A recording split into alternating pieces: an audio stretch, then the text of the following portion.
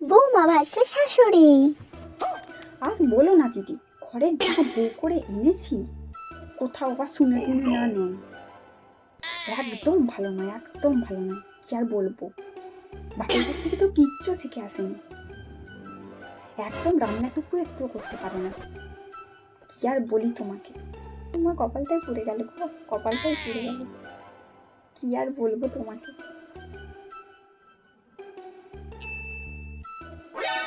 হুম,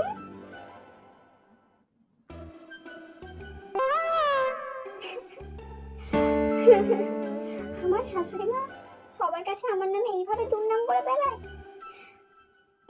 আমি তো এটা ভাবতেই পারছি না। 6 মাস পর।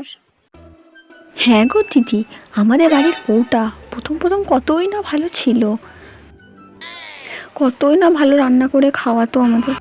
আর এখন রান্নাঘরে যেন যেতেই চায় না, সব সময় যেন ফোনে বসে থাকে।